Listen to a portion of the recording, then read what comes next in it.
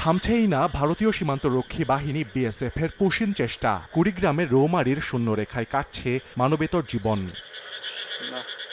বৃহস্পতিবার গয়টাপাড়া সীমান্তে শূন্যরেখায় অবস্থান করা দুই শিশু ও তাদের বাবা মাকে দেখা যায়নি, তবে এখনও রয়েছেন দুই যুবক। পাশের বন্ধুরচর সীমান্তে পুশিন চেষ্টার শিকার আরও ৩ যুবক, তাদের অবস্থানও এখন শূন্যরেখায়। এদিকে বাংলাদেশে ভারতীয় বাহিনী ঠেলে পাঠানোর চেষ্টা রুখে দিতে কঠোর অবস্থানে বিজিবি। তাদের সঙ্গে যোগ দিয়েছেন স্থানীয়রাও। দুজন যা আছে এখানে, সে দুজনের অবস্থা খুবই খারাপ। কষ্ট দুর্দশা, ঝড় বৃষ্টির মধ্যে বজ্রপাত হইতেছে, তার মধ্যে তারা এইভাবে কষ্ট করে আছে।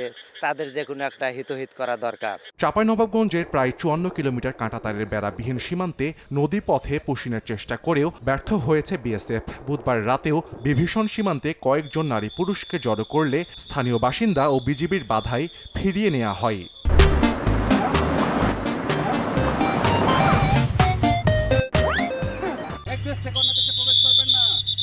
জেলায় প্রায় ১৮৪ কিলোমিটার সীমান্তে তৎপরতা বাড়ানোর কথা জানিয়েছে বাংলাদেশ সীমান্তরক্ষী বাহিনী। সীমান্ত এলাকায় যদি কোনো অপরিচিত নাগরিককে দেখেন তাহলে বিজিবি ক্যাম্পে খবর দিবেন, না হলে আটক করবেন। সাহাল আব্দুল্লাহ আলভি, সময় সংবাদ।